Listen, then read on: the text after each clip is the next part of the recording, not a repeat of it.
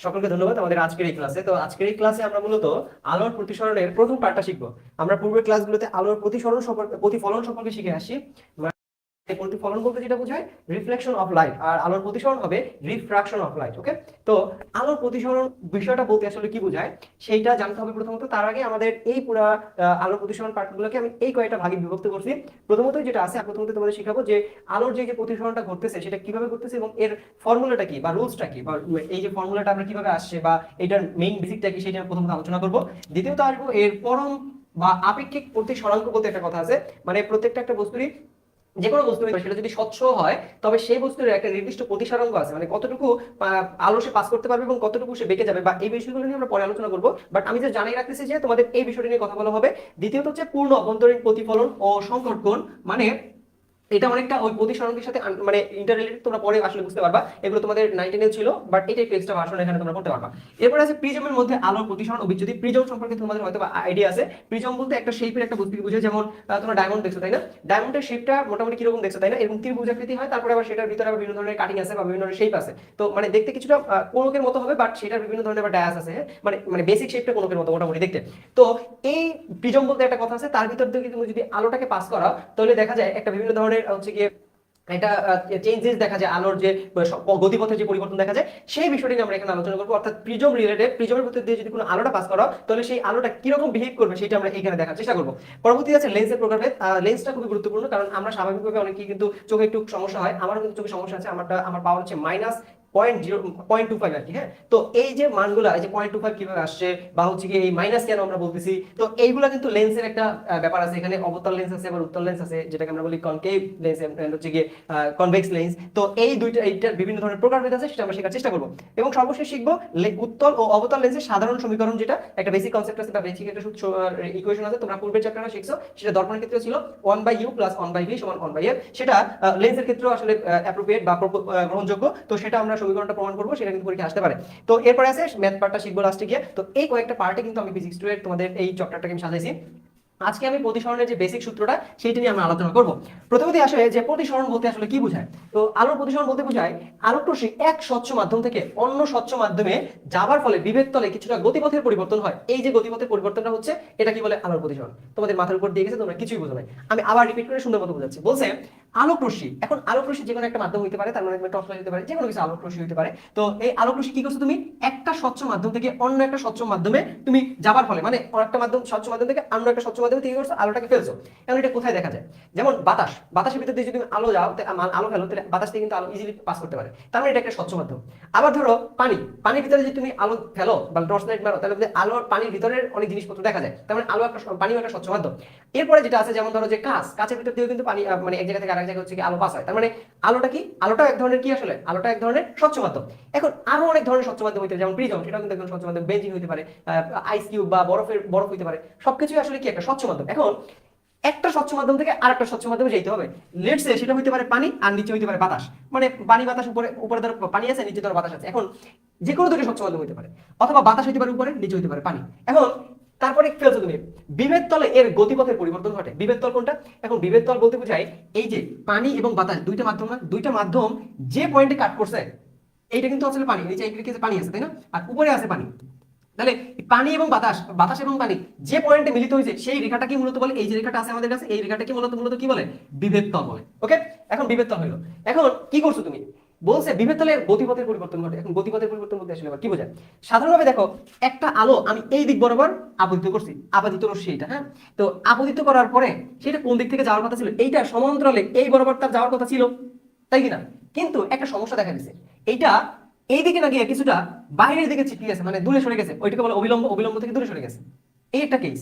আরেকটা কেস হচ্ছে গিয়ে আলোটা একটা ফেলসিটি যাওয়ার কথা ছিল এই পথে, কিন্তু সে অবিলম্বের দিকে বেঁকে গেছে, তার মানে অবিলম্ব থেকে দূরে বেঁকে গেছে, অবিলম্ব থেকে ভিতরে ঢুকে গেছে, ভিতরের দিকে আমাদের গতিপথের পরিবর্তনটা করছে। তার মানে দেখো, গতি যাওয়ার কথা ছিল এইভাবে, কিন্তু পরিবর্তন হয়ে গেছে না? এই যে পরিবর্তনটা হচ্ছে, অর্থাৎ আলো ফেলার পরে অবিলম্ব তলে আসার পরে সেটা যে এই যে গতিপথের যে পরিবর্তনটা ঘটাইতেছি আমরা, সেটা কি বলে? আলোর প্রতিসরণ বা রিফ্রাকশন অফ লাইট। বুঝতে পারছি বিষয়টা কি? তো এইখানে এইটা হচ্ছে মানে এটাকে বলি আমরা বিভেদ তল, এটাকে বলে অবিলম্ব, এটা হচ্ছে আপতিত রশ্মি, এটা হচ্ছে প্রতিসরিত রশ্মি। আর এখানে আই বলতে একটা কথা আছে, আই বলতে বোঝায় অবিলম্বের সাথে এই আপতিত রশ্মিটা যে কোণ উৎপন্ন করে সেটাকে বলে আপাতন কোণ। আর প্রতিসরিত রশ্মিটা অবিলম্বের সাথে যে কোন করে সেটাকে বলে প্রতিসরণ কোণ, যেটাকে আর দ্বারা ডিনোট করা হয়, আর প্রতি যে আপতিত আপাতন কোণটাকে সেটাকে আই দ্বারা ডিনোট করা হবে। এখন দুইটা কেস, একটা হচ্ছে দূরে সরে গেছে, একটা হচ্ছে কাছে চলে আসছে। এখন এটা কেন হয়েছে? এইটার মজার ব্যাপারটা হচ্ছে যখন উপরে ঘন মাধ্যম থাকবে, আগে আমি এইটা থেকে আসি হালকা মাধ্যম থেকে, বাতাস পানির তুলনায় কি হালকা মাধ্যম না? এটা তো সিম্পলি তোমরা বুঝো, এরপরে আমরা প্রতিসরণ নিয়ে আলোচনা করবো, তখন তোমরা আরো বেশি ক্লিয়ার হবে। তো হালকা মাধ্যম থেকে কি হয়েছে, ঘন মাধ্যমে আসছে, কারণ পানি তুলনামূলকভাবে বাতাস থেকে হালকা, পানি তুলনামূলকভাবে কি সরি পানি তুলনামূলকভাবে বাতাস থেকে কি ঘন না, তার মানে এইটা হচ্ছে ঘন মাধ্যম তুলনামূলকভাবে, আর এটা হচ্ছে হালকা মাধ্যম। এখন যখন হালকা মাধ্যম থেকে ঘন মাধ্যমের দিকে আসবে, হালকা মাধ্যম থেকে ঘন মাধ্যমের দিকে আসবে, তাহলে সেটা অবিলম্বের দিকে চেপে যাবে। অবিলম্বের দিকে কি হবে, এই দিকে চেপে যাবে। বুঝতে পারছি কি করছি? ঘন থেকে হালকা থেকে ঘনতে আসছে, তাহলে অবিলম্বের দিকে সরে যায় বা বেঁকে যায়। আর যখন পানি কি তুলনামূলক ঘন মাধ্যম, আর এটাকে হালকা মাধ্যম, তাহলে যখন সেটা আবার ঘন মাধ্যম থেকে হালকা মাধ্যমের দিকে আসে, তখন সেটা আবার অবিলম্ব থেকে দূরে সরে যায়। আমি এটা মনে করতাম যেহেতু ঘন মাধ্যম এদের আকর্ষণ বেশি, তাহলে আকর্ষণ বেশি হলে সেটা কি হবে, কাছে টানতেছে, আর এটা কি হালকা, আকর্ষণ কম, দূরে সরে যাচ্ছে। এটা আমার মনস্তাত্ত্বিক চিন্তা ভাবনা, মানে মনে রাখার জন্য আর কি। এটা তোমাদের চিন্তা ভাবনা তোমরা মানে একটু তোমাদের মডিফাই করে নিবা। তার মানে বুঝতে পারছি হালকা মাধ্যম থেকে ঘন মাধ্যমে আসলে অবিলম্বের দিকে সরে যায়, ঘন মাধ্যম থেকে হালকা মাধ্যমের দিকে আসলে অবিলম্ব থেকে দূরে সরে যায়। এই দুইটা কনসেপ্ট আমাদের কাছে আছে। এখন এইটা জানার জন্য বা কতটুকু বেঁকে যাবে বা কতটুকু বেঁকে যাবে না, এইটা বোঝার জন্য আমাদের একটা কনসেপ্ট জানতে হবে, সেটাকে বলি আমরা প্রতিসরাঙ্ক। সেটাকে কি বলি আমরা? সেটাকে সাধারণত বলে থাকি আমরা প্রতিসরাঙ্ক, বা এটাকে বলা হচ্ছে রিফ্রাক্টিভ ইন্ডেক্স বা প্রতিসরাঙ্ক। এখন প্রতিসরাঙ্কর বোঝার আগে আমাদের প্রতিফলনের দুটো সূত্র আছে, এই দুইটা সূত্র আমাদের পড়তে হবে বা বুঝতে হবে। তো সূত্রটা কি? প্রতিফলনের দুটো সূত্র হচ্ছে, প্রথম বলছে আপতিত রশ্মি, প্রতিসরিত রশ্মি এবং আপতন বিন্দুতে অঙ্কিত অবিলম্ব একই সমতলে থাকে। দেখো, আপতিত রশ্মি, প্রতিসরিত রশ্মি এবং অবিলম্ব একই পয়েন্টে মিলিত হয়েছে না? সবসময় কি থাকতে হবে, আপতিত রশ্মি, প্রতিসরিত রশ্মি এবং অবিলম্ব একই পয়েন্টে কি হতে হবে, মিলিত হতে হবে, একই সমতলে থাকতে হবে। এটা হচ্ছে ফার্স্ট রুল। দ্বিতীয় রুলসটা অনেক বেশি গুরুত্বপূর্ণ। এখানে বলছে একজোড়া নির্দিষ্ট আলোক নির্দিষ্ট মাধ্যমে ও নির্দিষ্ট রঙের আলোর জন্য আপতন কোণের সাইন ও প্রতিসরণ কোণের সাইন একটি ধ্রুব সংখ্যা, একে প্রতিসরাঙ্ক বা মিউ বলে। এখন বিষয়টা আসলে কি দেখো, বলছে একজোড়া নির্দিষ্ট মাধ্যমে ও নির্দিষ্ট রঙের আলোর জন্য, মানে আমরা এটা করতে চাচ্ছি যে একটা আমাদের সিম্পল হচ্ছে কি, আমাদের এখানে একটা সিস্টেম আছে বা একটা আলোর একটা সেই পাশে ধরে কিনা হালকা মাধ্যম থেকে আমি ঘন মাধ্যমের দিকে আসছি, লেটস সে ধরে নিলাম।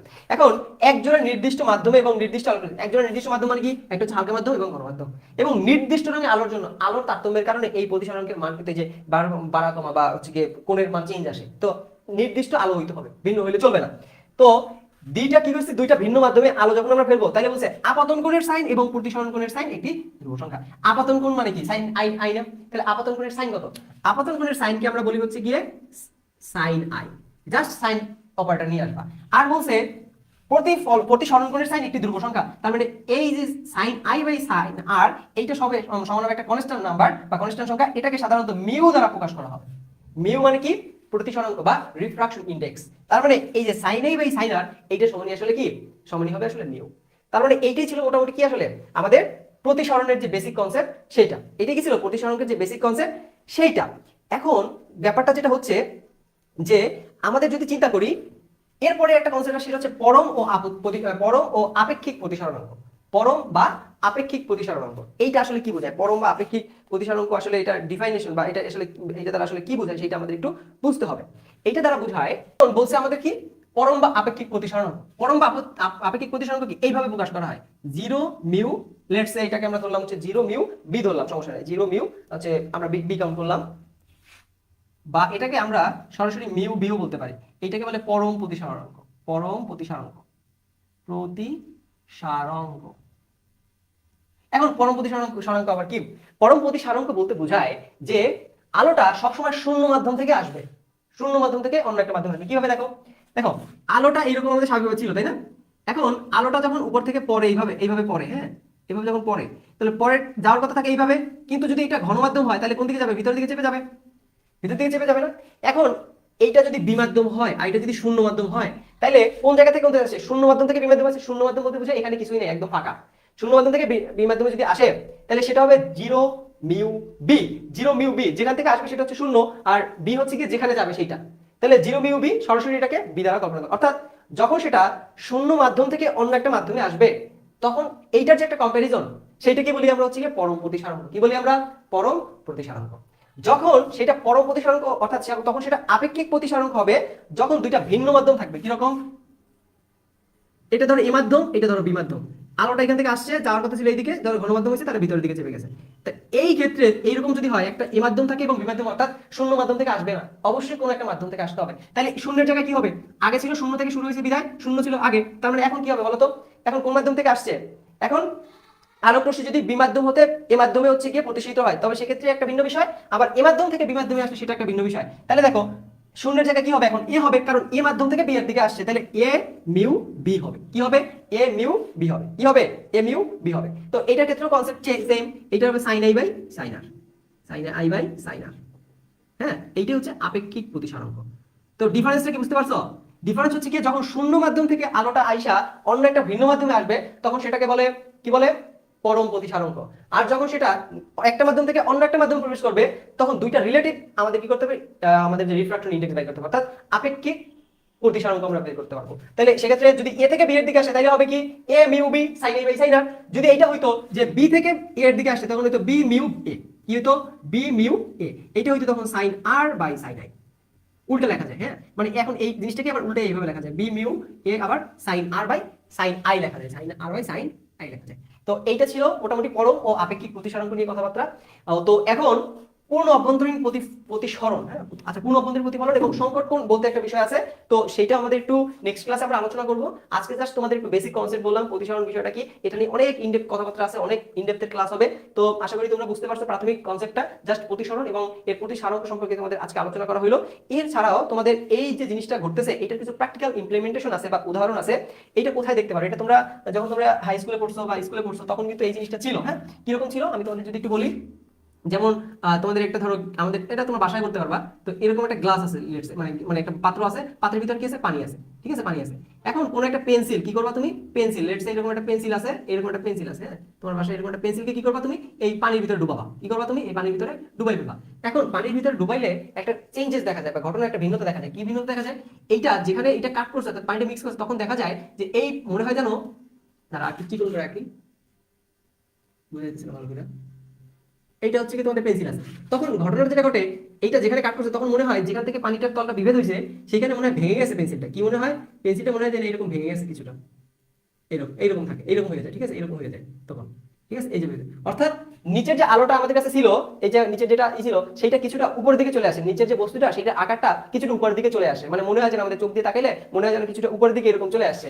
যদি তুমি এইভাবে চোখ দিয়ে তাকাও, তখন এরকম যদি চোখ দিয়ে তাকাও তুমি, তখন দেখবা যে এরকম তাকাইলে মনে হয় যেন কিছুটা উপরের দিকে চলে আসতেছে। অর্থাৎ আলোটা মানে কোনো একটা বস্তুকে যদি কোনো একটা তলে ডুবাও, তাহলে তোমার কাছে কি মনে হয়? এটা কাছে চলে আসতেছে। এই যে কাছে চলে আসার ব্যাপারটা, সেটা কি মূলত আমরা প্রতিসরণ বলে থাকি। তো এটার কিন্তু আরো উদাহরণ আছে, যেমন ধরো যে কোনো একটা পাত্র, এরকম পাত্র আছে, লেটস সে এরকম একটা পাত্র আছে, তুমি কি করবা? এর নিচে একটা পয়সা বা কয়েন রাখবা। কয়েন রাখলে দেখবা যে এইখানে থাকার কথা ছিল, কিন্তু তোমার কাছে মনে হইবে কিছুটা স্বচ্ছ পানি হলে কিছুটা উপরের দিকে মনে হবে। তো এই যে উপরের দিকে চলে আসতেছে, এটাও একটা আলোর প্রতিসরণের একটা উদাহরণ। আমরা এটার ইন্টার রিলেশন তোমরা তোমাদের পরবর্তীতে শিখাবো। এরপরে অনেক সময় দেখা যায় যে আমাদের যখন সূর্যোদয় হয় বা সূর্য যখন সকাল অতি ভোরে উঠে, তখন দেখা যায় যে অরিজিনাল সূর্যটা যখন আমাদের দেখার কথা না, তার আগেই আমরা হচ্ছে সূর্যটাকে দেখতে দেখতে পাই। অথবা যখন হচ্ছে সূর্যাস্ত হয়, তখন যেখানে মানে যখন সূর্য আমাদের দেখার কথা থাকে না, তারপরে আমরা এই আলোর প্রতিসরণের মাধ্যমে কিছুক্ষণ আমরা সূর্যটাকে দেখতে পারি। তো এটা হচ্ছে কি আমাদের আলোর আমাদের প্রতিসরণের কনসেপ্ট। আর এটা নিয়ে আমাদের প্র্যাকটিক্যাল ইমপ্লিমেন্টেশন বা এগুলো তোমরা আর কিছু দুই একটা ক্লাস করলে আমরা যখন ইনডেপথ কথা বলবো, তখন আশা করি এগুলো নিয়ে আরো ইনডেপথ তখন আমরা বিষয় নিয়ে আলোচনা করবো। বা তারার ঝিকিমিকি, মানে তারা আমরা অনেক সময় এই যে আলোর যে মিটমিট করে দেখা যায়, মানে অনেক সময় দেখা যায় আলোটা থেমে যাচ্ছে আবার চলে আসতেছে, এরকম মনে হচ্ছে ফ্লিকারিং ঘটে। তো এটা অনেক সময় দেখা যায় আলোর প্রতিসরণের কারণে হচ্ছে মোটামুটি এটা দেখা যায়, বা আলোর আমরা এই যে প্রতিসরণ কনসেপ্টটা সেটার কারণে দেখতে পাই। তারপরে দেখা যায় যে কাঁচ স্বচ্ছ কিন্তু কাঁচের গুলো অস্বচ্ছ, মানে কাঁচটাকে যদি তুমি একই সাথে রাখো, মিক্স করে রাখো, তাহলে দেখো যে আলোটা এই যে পাস হয়। কিন্তু একটা কাঁচের টুকরাকে যদি গুঁড়ো গুঁড়ো করো, তখন সেটা যদি আলো পাস করে, সেটা পাস হয় না, কারণ তখন যে প্রতিসরণ হবে একটা সাথে আরেকটা প্রতিসরণ হইতে হইতে হইতে হইতে সেটা আলটিমেটলি রিফ্লেক্ট হয়ে পিছনের দিকে ব্যাক করে, বা আসলে পর্যাপ্ত লেভেলের কি করতে পারে, রিফ্লেক্ট করতে পারে না। তবে সেই কাঁচটাকে তুমি যদি আবার পানির ভিতরে ডুবাও, তাহলে ইজিলি আবার পানিটা প্রতিসরণ করবে। এটার একটা কনসেপ্ট আছে যে তখন কি হয়, মানে ফাঁকা স্থানগুলো যখন থাকে ওই কাঁচের ভিতরে, তখন সেটা পানি পূর্ণ করে। আর পানি যেহেতু একটা স্বচ্ছ মাধ্যম, তার মানে সেই পানিটা তখন কি করে, একটা মাধ্যম হিসেবে কাজ করে। তারপরে হচ্ছে কি তৈলাক্ত কাগজে ইদো স্বচ্ছ বলতে কি বোঝায়? যখন একটা তোমার কাছে কাগজ থাকে, তখন দেখবে যে তুমি কিছুই স্বাভাবিকভাবে এক জায়গা থেকে আলো ফেললে অপর পাশে দেখা যায় না বা লেখাও দেখা যায় না। কিন্তু একটা কাগজের ভিতরে যদি কোনোভাবে যদি তেল পড়ে বা তৈল যদি এর ভিতরে কোনো লাগিয়ে পারে, তাহলে দেখবে যে পিছনে কোনো লেখা থাকলে সেটা উপরের দিকে অটোমেটিকলি ভেসে ওঠে। তো এগুলো হচ্ছে সম্পূর্ণ আমাদের আলোর প্রতিসরণের কারণে ঘটতেছে। তাছাড়া হচ্ছে গিয়ে একই প্রতিসরণকে দুইটা বস্তুকে যদি তুমি একই বস্তু ডুবন্ত করে রাখো, যেমন ধরো যে একটা পাত্র আছে, পাত্রের ভিতরে তুমি হচ্ছে কি করছো, বরফ রাখছো। তো বরফ রাখলে দেখা যায় যে বরফকে ভালো করে বোঝা যায় না, মানে মনে হয় যেন ওই পানিই আছে শুধুমাত্র। এর কারণ কি, বরফ এবং পানির এর যে প্রতিসরণ সেটা মোটামুটি কাছাকাছি বিধায় সেটা একই মাধ্যম হিসেবে কাজ করে তখন। তো এইরকম কিছু প্র্যাকটিক্যাল উদাহরণ আছে। আর আমরা তো তোমাদের বলছি এই বিষয়গুলো, প্রতিসরণ কি প্রতিসরণ কি, এটা নিয়ে আমরা নেক্সট ক্লাসে ইনডেপথ আলোচনা করবো। তো নেক্সট ক্লাসে তোমাদের থাকার জন্য অনেক বেশি অনুরোধ করতেছি বা তোমাদের সাজেস্ট করতেছি, নেক্সট ক্লাসে তোমাদের সাথে আমাদের সাথে দেখা হবে। ওকে, তো আজকের ক্লাসটা এই পর্যন্তই। তো ধন্যবাদ সকলকে, নেক্সট ক্লাসে তোমার সাথে দেখা হবে।